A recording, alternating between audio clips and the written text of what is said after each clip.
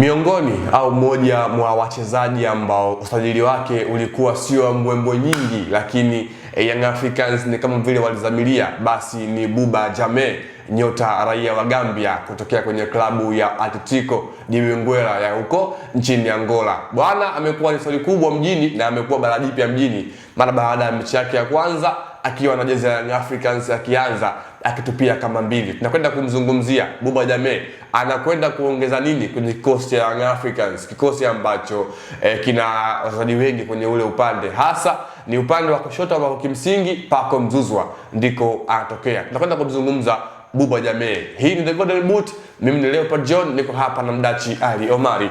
Mdachi, Buba Jammeh ulivyomtazama kwenye mechi dhidi ya Cosmopolitans, kwanza mchezaji wa aina gani kimsingi? Ni mchezaji ambaye kwanza anajiweka kwenye maeneo husika kama yupo kwenye eneo la ushambuliaji. Ukitazama aina ya mabao ambayo amefunga, alikuwa anajiweka katika nafasi ambayo ni sahihi kwa mshambuliaji kutafuta nafasi ya kufunga bao.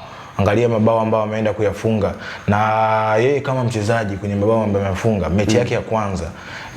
Hii hatutaangalia kwamba daraja la timu ambayo walikutana nayo ilikuwaje, lakini yeye kama mchezaji kuna kitu ambacho amekwenda kukiongeza, kwamba tayari ameingia kwenye club na anaondoa ile pressure ambayo mchezaji huwa anakutana nayo kwa mara ya kwanza, kwamba nahitaji kwanza kupokelewa na mashabiki na timu nipokee, na mimi mwenyewe mentality yangu itengenezeke vizuri ili nianze kufanya kazi. Yeye kama mchezaji tayari ameshaliondoa hilo akilini, na sasa anaanza kwenye hatua nyingine.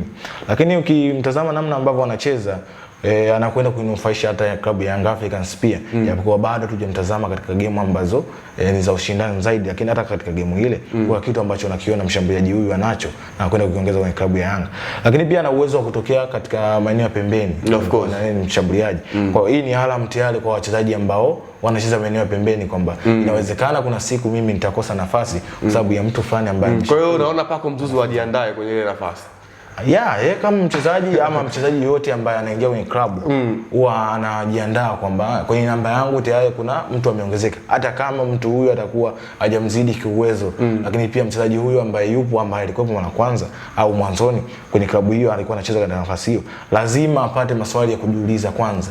Kwa nini mtu huyu ameongezwa kwenye namba yangu? Mimi sitoshi. Kuna kitu ambacho mimi ninapelea, ndio maana anawezekana akaongeza juhudi zaidi. Kama alikuwa anafanya mazoezi baada ya timu kufanya mazoezi, naye ana mazoezi yake binafsi, inawezekana akaongeza zaidi ili kuendelea kupata nafasi. Na hii inaleta ushindani pia kwa wachezaji. Ameingia kwenye mechi ya kwanza, amefanya performance bora.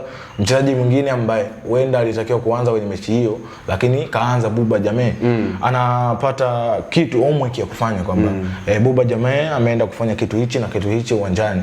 Je, mimi nakwenda kufanya kitu gani kipi ambacho mwalimu atavutiwa nami ili niweze kuanza?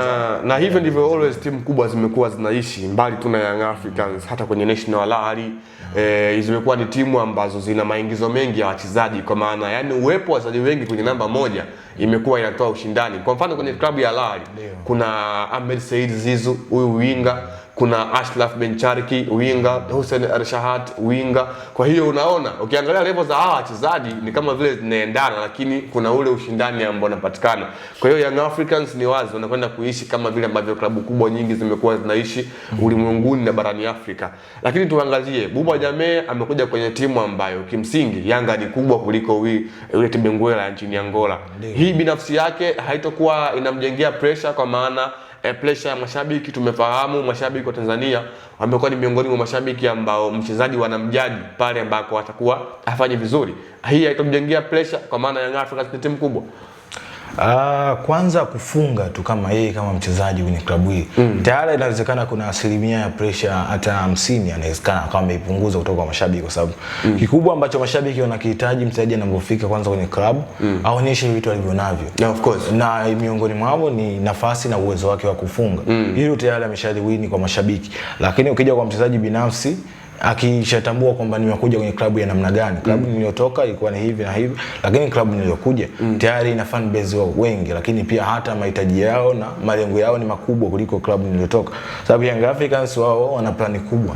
Msimu huu walikuwa na lengo la kufanya vizuri kwenye michuano ya CAF Champions League, isipokuwa bahati wameshatoa makundi. Lakini mchezaji ambaye kila mchezaji ambaye anasajiliwa anajua kwamba nina lengo gani na kwenye klabu inahitaji nini kutoka kwangu. United Benguela ya Angola ni timu ya daraja la kati kulinganisha na Young Africans kwa sasa. Kwenye soka la Angola wanaweza kusema kwa juu. Kwenye soka la Afrika Young Africans ni wakubwa. Kwa hiyo yeye mchezaji ameshajua kwamba mimi nikuja kwenye klabu ya namna gani. Lakini katika mechi ya kwanza kufunga inaondoa pressure sawa, lakini anaweza akatafuta namna nyingine ya kuweza kufanya vizuri, kwa sababu unawezekana ukafunga magoli mawili ama ukafunga goli moja kwenye mchezo wa kwanza ukaondoa pressure. Lakini kitakachofuata inawezekana ukapotea kulingana na namna ambavyo umepokea. Tanzania kuna kasumba ama tuseme utaratibu wa mashabiki kwamba tayari mchezaji amecheza mechi moja ama mbili anaanza kufananishwa na mchezaji fulani. Kwa hiyo mchezaji kama mchezaji akitulia inawezekana akajitengeneza uzuri zaidi kuliko kufuatana na upepo ambao unaenda na mashabiki ama fan base wa klabu husika. Sasa tuangalie Mwalimu Pedro Goncalves anakwenda kumtumia vipi Boba Jammeh kwenye kosi ya Young Africans moja kwa moja. Pedro Goncalves inawezekana asipate shida. Na nini? Boba Jammeh ametoka kwenye soka la Angola ambalo ndio alilotoka Pedro Goncalves. Kwa hiyo inawezekana akatumia muda mchache zaidi kumuingiza kwenye falsafa yake kulingana namna anavyomtumia. Na akaenda kumsaidia kwenye timu yake. Lakini Pedro Goncalves mara nyingi mfumo anaocheza anahitaji mawinga ambao wana uwezo wa kukimbia pembeni, lakini pia kukaa na mpira na kutazama nani kaingia pembeni. Boba Jammeh inawezekana akamuofa pia kucheza eneo la katikati, sababu ukiachana kucheza pembeni pia anaweza akasimama eneo la juu pale na akafanya vizuri kulingana na mechi ambayo amecheza mechi moja. Lakini watu wanasubiri kumtazama katika mechi zijazo. Je, kitu alichokitoa katika mechi hii anakwenda kukifanya zaidi ya hicho alichokitoa katika mechi zijazo? Kwa huu ni mtazamo wa shabiki, na yeye kama mchezaji, kila mchezaji ambaye ana malengo katika timu aliyofika, sidhani kama anakuwa na uwezo wa kubweteka pindi anapofanya vizuri. Anapofanya vizuri lazima angalie walau hata madhaifu yangu ni nini katika mchezo huu. Huenda nimecheza kwa asilimia chache, na alizungumza Boba Jammeh kwamba kile si kiwango chake, ni kiwango cha kawaida. Bado hajafunguka kwenye klabu na kuweza kuonyesha kiwango chake bora zaidi ya kile alichokionyesha. Kwa hiyo kama mchezaji anaangalia madhaifu kwenye mchezo huu, nilionyesha madhaifu gani ambayo napaswa kuclear ili kuweza kupata nafasi kwenye klabu hii ambayo nimeingia, kwa sababu ni klabu yenye ushindani, klabu ambayo inahitaji kulala kwenye wakati zote, kwenye nyakati zote unapokuwa klabuni. Moja kati ya kitu ambacho Young Africans wanajivunia kuelekea mchezo wa dabi ya Kariakoo Machi moja mwaka huu huko katika uwanja wa New Amani Complex Zanzibar ni uwepo wa wachezaji wengi kama Boba Jammeh. Mimi macho yangu na masikio yangu nimeanza kuyaelekeza huko kwenye huo mchezo ambao unafuata. Uchambuzi unatoka kutoka kwa Dati Alio Madi akimzungumza na akimuelezea Boba Jammeh. Jina langu ni Leopard John na hii ni The Golden Boot. Na hadi wakati mwingine, kwaheri.